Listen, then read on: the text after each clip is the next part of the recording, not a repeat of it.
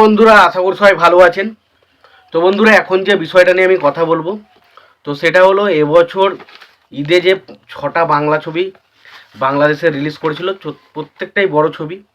তো সেই ছবিগুলো মাল্টিপ্লেক্স চেন থেকে কেমন কি কালেকশন এসছে প্রথম দিনের, সেটা আপনাদেরকে জানাবো। এবং কোন ছবি কেমন রেসপন্স চলছে, কোন ছবিটার কতদূর কী এগোতে পারে, সেই বিষয়ে মোটামুটি একটা আপডেট দেবো।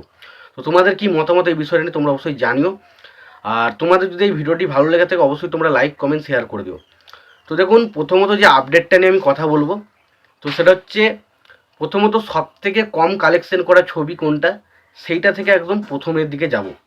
তো নাম্বার 6-এ যে ছবিটা রয়েছে সেটার নাম হচ্ছে জিন 3।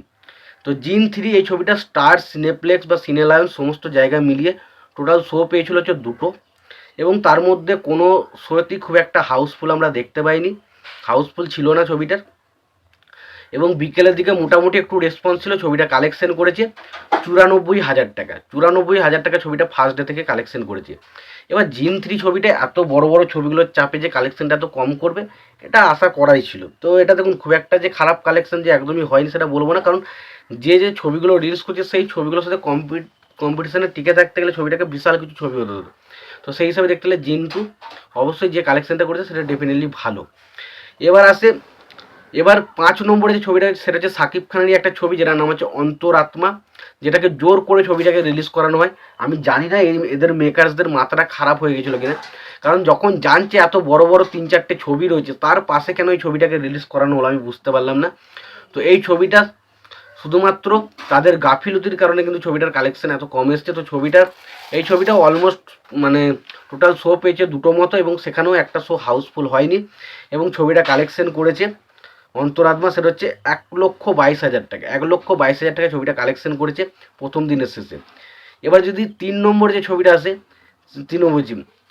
5 নম্বরে যে ছবিটা আছে, 4 নম্বরে যে ছবিটা সেটার নাম হচ্ছে অবশ্যই জঙ্গলি। তো 4 নম্বরে রয়েছে জঙ্গলি ছবিটা, যে ছবিটা স্টার, সিনেপ্লেক্স, সিনেলায়ন্স মিলিয়ে মোট 8টা শো মতো পেয়েছিল, তার মধ্যে 3টে শো ছিল হাউসফুল। এবং ছবিটা কালেকশন করেছে 4,98,00,000 টাকা। 4 কোটি, সরি 4 কোটি ভুল বললাম, 4,98,000 টাকা ছবিটা কালেকশন করেছিল। এবার আমরা আসি 3 নম্বরে রয়েছে চক্কর 302। চক্কর 302 মোশাররফ করিমের ছবি চক্কর 302। তো ছবিটা টোটাল স্টার, সিনেপ্লেক্স, সিনেলায়ন্স সিনেলায়ন্স নিয়ে মিলিয়ে মোট 10টা মতো শো পেয়েছিল। তার মধ্যে 3টে শো ছিল হাউসফুল, একটা শো ছিল অলমোস্ট ফুল। এবং ছবিটা কালেকশন করেছে 6,57,000 টাকা। 6,57,000 টাকা কালেকশন করে এই এদের রিলিজ হওয়া 3 নম্বর জায়গাটা ধরে রাখতে পেরেছে। এবং 2 নম্বরে রয়েছে অবশ্যই দাগি ছবিটা স্টার, সিনেপ্লেক্স, লায়ন সিনেমাস, মনিহার সিনেপ্লেক্স সমস্ত জায়গা মিলিয়ে টোটাল 26টা মতো শো পেয়েছিল। এবং এর মধ্যে 14টা শো ছিল হাউসফুল এবং 2টো শো ছিল অলমোস্ট ফুল। এবং ছবিটা টোটাল কালেকশন করেছে ডে 1-এ 18,72,000 টাকা। 18,72,000 টাকা দাগি ছবিটা কালেকশন করেছে ওপেনিং ডেতে। এটা একটা বিরাট বড় কালেকশন। এবার দেখুন বরবাদ, যে ছবিটার জন্য সবচেয়ে বেশি মানুষজন এক্সাইটেড ছিল, এবং ছবিটা স্টার, সিনেপ্লেক্স, লায়ন সিনেমাস এবং grand Sylhet city movie theatre, সেখান থেকে টোটাল শো পেয়েছিল হচ্ছে 26টা মতো। এবং ছবিটা টোটাল হাউসফুল শো হচ্ছে 17টা, এবং অলমোস্ট ফুল শো এর সংখ্যা ছিল 3টে। টোটাল ছবিটা কালেকশন করেছে সেটা হচ্ছে 28,30,000 টাকা। 28,30,000 টাকা ছবিটা ডে 1-এ শুধুমাত্র মাল্টিপ্লেক্স চেন থেকে কালেকশন করতে পেরেছে।